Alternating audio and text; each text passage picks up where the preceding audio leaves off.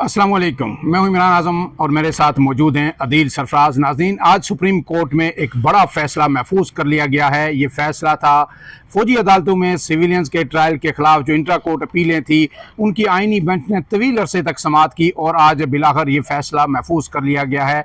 और जस्टिस अमीनुद्दीन की सरबराही में 7 रुकनी बेंच ने ये समाअतें की और जस्टिस अमीनुद्दीन ने यह भी कहा है कि ये फ़ैसला अब रवां हफ्ते ही सुनाया जाएगा। इसमें आज भी जजेस के बड़े ही आम रिमार्क्स आए हैं। इसमें 2-3 रिमार्क्स बड़े आम हैं, वो मैं आपके सामने रख देता हूँ। फिर अदील सरफराज जो आज समाअत में मौजूद थे, इनसे ये जानने की कोशिश करेंगे कि अब जो कुछ आपने देखा इन सारी समाअतों के दौरान, जो जजेस के रिमार्क्स क्या थे, उनकी ऑब्जर्वेशन क्या थी और अब इसका मुतवक्को फैसला क्या हो सकता है।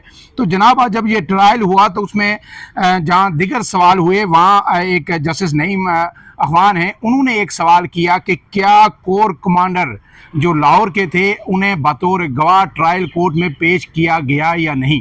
तो इसका जवाब उन्हें नहीं मिल सका। इसके बाद जो जस्टिस मसरत हलाली थी, उन्होंने भी बड़ा अहम सवाल किया। उन्होंने ये सवाल किया कि क्या कोर कमांडर हाउस की कुंडी अंदर से खोली गई या फिर लोगों ने दीवार फलांग के लोग अंदर गए, क्योंकि उन्होंने कहा कि अगर ये अंदर से खोली गई है कुंडी तो फिर ये मिली भगत का फिर सवाल पैदा होता है। इस तरह कई आम रिमार्क्स जो है सामने आए। लेकिन अदील सरफराज साहब, बिलाखिर ये जो 9 मई से 9 मई तक, अब फिर एक दफ़ा 9 मई आने वाली है, आज 5 मई है जब मैं आपसे बात कर रहा हूँ, 1 साल के बाद अब ये चीज़ें कंक्लूड हो रही हैं।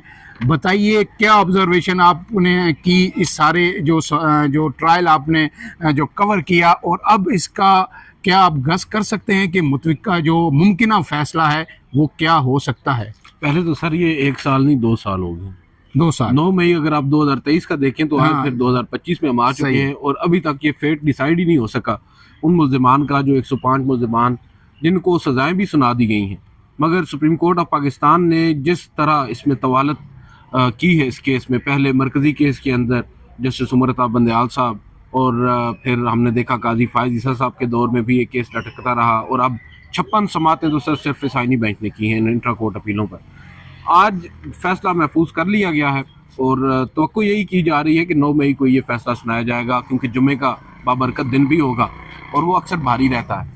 अब जहाँ तक बात है फैसला क्या हो सकता है, मुतवक्का फैसला, तो सर एक तो ये चीज़ अभी तक वाज़ेह हो रही है, जो आर्ग्यूमेंट्स हमने सुने हैं कमरा अदालत में, या जो ऑब्जर्वेशन जजेस साहिबान के जो सवालात हैं उनको जहन में रखते हुए एक राय तो ये कायम हो रही है कि ये फैसला मुतफ़िका नहीं होगा। मुमकिन तौर पर तफरीक होगी फैसले में, 3 या 2 या 1 जज जो हैं वो शायद अक्सरियती फैसले से इख्तिलाफ़ कर सकते हैं, जिनमें जस्टिस जमाल खान मंदोखेल सर फहरिस्त हो सकते हैं। उनमें अभी तक जो नाम लिया, जो समझ में आ रहा है, ऑब्जर्वेशंस की हद तक मैं बात कर रहा हूँ, अब दिलों का हाल तो हम नहीं जानते और अक्सर फैसला महफूज होने के बाद दिल बदल भी जाते हैं। मखसूस नशस्तों का हमारे सामने मौजूद है मिसाल, जस्टिस नईम अख्तर अफगान हैं, जस्टिस मुसरत इलाली हैं, इनका एक अपना पॉइंट ऑफ व्यू है फौजी अदालतों जो इस समाअत के दौरान जो सामने आया बार बार, और कुछ ऐसे जजेस साहिबान हैं जो बड़ा ओपनली अपने पॉइंट ऑफ व्यू को लेकर चलते हैं, कुछ ऐसे हैं जो खामोश भी रहते हैं, जैसे जस्टिस शाहिद बिलाल हैं, वो इस पूरे केस में खामोश रहे हैं। आज एक सवाल उन्होंने पूछा जब अटॉर्नी जनरल ऑफ पाकिस्तान बता रहे थे कि कितने तनसीबात पर हमले हुए, तो उन्होंने उनसे रिपीट करने का कहा और कहा कि कितनी तनसीबात पर हमले हुए हैं, जिसके जवाब में उन्हें बताया गया कि 39। इसके अलावा उन्होंने कोई सवाल नहीं किया जिससे हम अंदाज़ा लगा सकेंगे ये किस तरफ जा रहे हैं।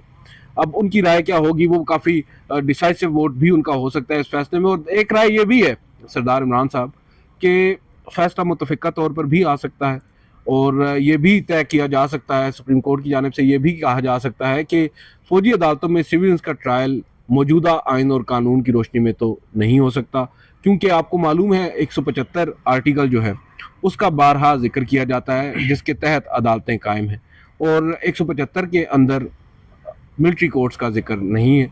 और हो सकता है यहाँ से गेंद फिर उठाकर पार्लिमान की कोर्ट में डाल दी जाए कि पार्लिमान इसमें कानून साजी कर ले, क्योंकि आज मिसाल अटॉर्नी जनरल ऑफ पाकिस्तान ने भी एक मौके पर दी, जो फैसला था आपको याद होगा आर्मी चीफ की एक्सटेंशन का, और बहुत सारी चीज़ें हैं जिसमें ये तासुर कायम होता है। और फिर एक चीज़ मैंने गुज़िश्ता रोज़ भी अपने एक ब्लॉग में ये बात की है कि अब बाज़गश्त शहर इक़्तिदार में 27वीं आइनी तरमीम की भी है, اور اس 27ویں آئینی ترمیم میں کہا جا رہا ہے کہ ملٹری کورٹس کو بھی آئینی حیثیت دینے کے اوپر غور کیا جا رہا ہے. تو ہو سکتا ہے یہ فیصلہ بھی اسی کے لیے ایک جواز کے طور پر پیش کیا جائے اور پھر 175 کے اندر لے آیا جائے فوجی عدالتوں کو. تو اس کے ساتھ اگر جوڑا جائے تو سمجھ میں آتا ہے. جہاں تک تعلق ہے جسٹس اعجاز الحسن کے اس فیصلے کا جو جسٹس اعجاز الحسن کی سربراہی میں اکتوبر 2023 میں دیا 23 اکتوبر 2023 کو غالباً دیا تھا انہوں نے. یہ جسٹس اعجاز الحسن کی سربراہی میں 5 رکنی لارجر بینچ تھا اور آپ کو معلوم ہے اس سے قبل یہ 6 رکنی بینچ تھا. وہ بنایا تو 9 رکنی تھا جناب قاضی فائز عیسیٰ صاحب نے, جسٹس بندیال صاحب نے, قاضی فائز عیسیٰ اور جسٹس سردار طارق الگ ہو گئے.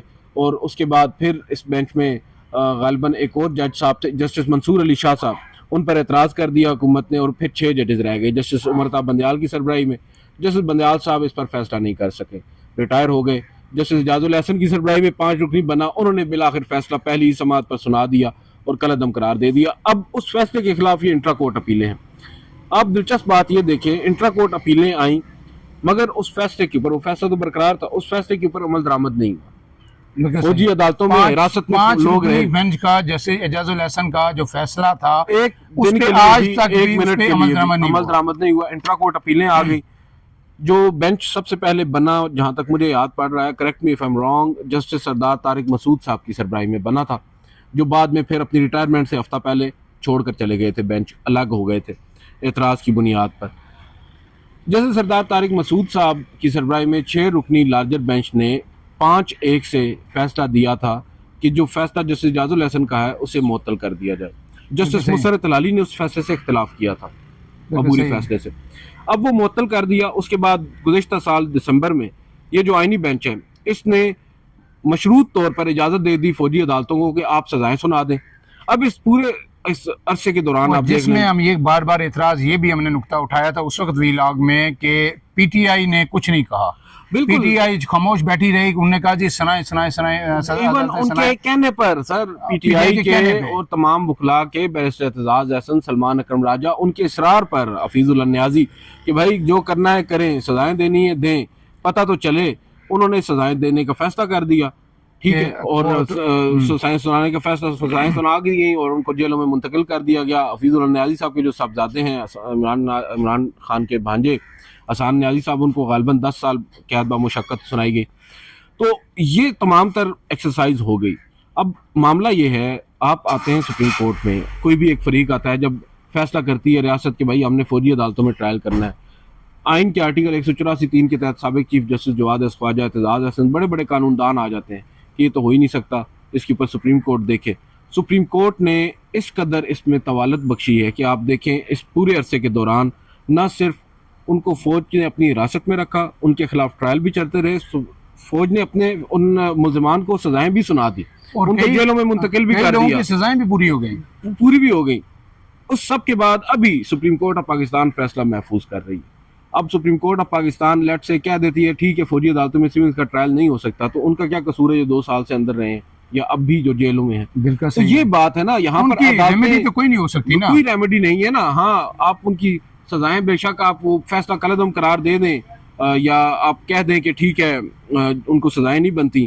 جو 2 سال انہوں نے چکی کاٹ لی ہے وہ کدھر جائے گی؟ آگے کی تو سزا چلیں ہو جائے گی, اس کے بعد پتہ چلے کہ ادھر سے نہیں تو چلیں ٹھیک ہے انسداد دہشت گردی کی عدالت میں ان کو بھیج دو, پھر نئے سرے سے نئی چکی. آج بھی انسداد دہشت گردی کی عدالت نے پی ٹی آئی کے 20 مزید کارکنان کو سزائیں سنا دی ہیں, 6 ماہ قید کی سزائیں اور 7 جرمانہ بھی کیا گیا ہے. اس میں آج جو اٹارنی جنرل ہیں منصور عثمان وان, انہوں نے بھی بڑے اہم ریمارکس انہوں نے دیے ہیں. باقی تو ڈیٹیل بتائی کیا کیا ہوا. ایک بات انہوں نے کہی کہ جو 9 مئی کو جو لاہور کور ہے وہ مکمل غیر فعال ہو چکی تھی, اور اگر لاہور پر اس وقت کوئی بیرونی جارحیت ہوتی تو اس کا جواب نہیں دیا جا سکتا تھا. اس پہ جسٹس حسن اظہر رضوی نے کہا ہے کہ ذوالفقار علی بھٹو کی پھانسی کے وقت لوگوں نے گرفتاریاں دی اور خود سوزیاں کی, لیکن املاک نہیں جلائی گئی. اور اس کے ساتھ اٹارنی جنرل نے ایک اور بات کہی, انہوں نے کہا کہ جناح ہاؤس حملے میں غفلت برتنے پر 3 اعلیٰ فوجی افسران کو بغیر پینشن اور مراد ریٹائرڈ کیا گیا, جن میں لیفٹیننٹ جنرل, بریگیڈیئر اور لیفٹیننٹ کرنل شامل ہیں, جبکہ 14 افسران کی کارکردگی پر عدم اطمینان کا اظہار کیا گیا. اس میں جسٹس جمال مندوخیل نے جو آپ کہہ رہے ہیں ان کی آبزرویشن ایک یہ تھی کہ ہو سکتا ہے کہ نیت احتجاج کی ہو لیکن معاملہ آگے بڑھ گیا ہو, تو اس پہ اٹارنی جنرل نے کہا ہے جی کہ احتجاج کی نیت جو بھی تھی, لیکن اس وقت عدالت کے سامنے یہ ہے کہ 9 مئی کو ایک جرم ہوا ہے, لہذا اس کی سزا دی جانی چاہیے.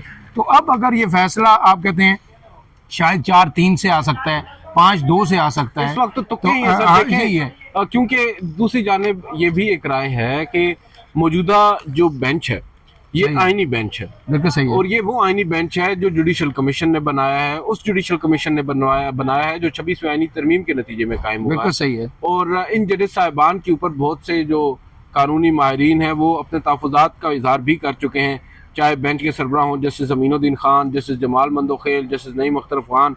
دیکھیں مختلف قسم کی ایگزمپشنز تو ہوتی ہیں، اب یہاں پر آ کر ججز صاحبان کو یہ طے کرنا ہے کہ وہ تاریخ کے کس حصے میں کس سائڈ پر کھڑے ہیں۔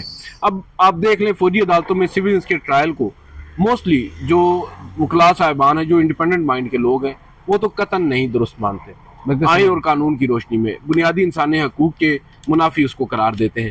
مگر جب یہاں پر سپریم کورٹ آف پاکستان آج حفیظ اللہ نیازی صاحب نے بڑی دلچسپ بات کی، انہوں نے کہا کہ دیکھیں میں تو اب اپنے 70-75 کی ایج میں، میرے بیٹے کو 10 سال قید ہو گئی ہے، میں جب وہ باہر آئے گا اپنی قید پوری کر کے تو میں 80 کی اس میں ہوں گا، اور میرے ذہن میں صرف ایک ہی بات آتی ہے، ٹھیک ہے اس نے جرم کیا، آپ نے سزا دے دی، مسئلہ یہ ہے کہ سزا دے کون رہا ہے؟ ملک کے اندر عدالتیں ہیں، آپ ایک عدالت عظمیٰ ہے، عدالت عالیہ ہے، ماتحت عدلیہ ہے، انسداد دہشت گردی کی عدالتیں ہیں۔ جب اتنا بڑا ہمارے پاس عدالتی نظام موجود ہے پھر بھی فوجی عدالتوں نے ہی کیوں فیصلے کرنے ہیں؟ میرے لیے سب سے بڑی جو افسوسناک چیز ہے وہ یہ ہے، اور جس طریقے سے گلوریفائی کیا جا رہا ہے یہاں پر فوجی عدالتوں کو، اس سے تو یہی تاثر مل رہا ہے کہ ان عدالتوں کو بند کر کے ان عدالتوں میں کیسز لے جایا جائے۔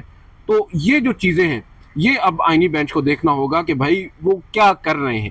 یہاں پر آ کر اگر آج وہ مور ثبت کر دیتے ہیں اور کہہ دیتے ہیں ہو سکتا ہے ٹرائل فوجی عدالتوں میں سیولینز کا، تو پھر وہ جو بیرونی ممالک یا جو بین الاقوامی سطح پر جنگ ہنسائی پاکستان کی ہو رہی ہے، اس میں عدیل سرفراز صاحب جو نظریہ ضرورت ہے وہ آپ کو بھی پتا ہے کہ ہر دور میں اس نے پریویل کیا سپریم کورٹ میں، عدالتوں میں، بالکل۔ تو ممکنہ طور پر میری اسسمنٹ یہ ہے یا آپ کی اسسمنٹ بھی یہ ہو سکتی ہے کہ آپ اس سے اتفاق کریں گے کہ یہ کہہ دیا جائے کہ جناب جو فوجی عدالتیں ہیں وہ سویلین کا ٹرائل نہیں کر سکتے، ٹھیک ہے، اور اس میں جو دیگر شکے ہیں ان کو بحال کر دیا جائے آئندہ کا راستہ روکنے کے لیے کہ لوگ آئندہ ملٹری انسٹالیشن پہ حملے نہ کریں۔ اگر کریں گے تو لوگوں کو یہ کہا کہ ایک دفعہ ہم نے آپ کو ریلیف دے دیا آؤٹ آف دا وے جا کے کہ آپ کے جو ہے نا ہم نے روک دیا راستہ، لیکن آئندہ آپ کریں گے تو پھر آپ کے دوسری بات کہ ایک تو شکیں بحال کی جائیں، دوسرا 27ویں آئینوی ترمیم کر کے آئندہ کے لیے فوجی عدالتوں کو بھی نارمل عدالتوں کی طرح ایک جواز فراہم کر دیا جائے کہ یہ پاکستان کے عدالتی نظام کا حصہ بنا دیا جائے انہیں، تو پھر یہ تو اس سے بھی بڑا جو ہے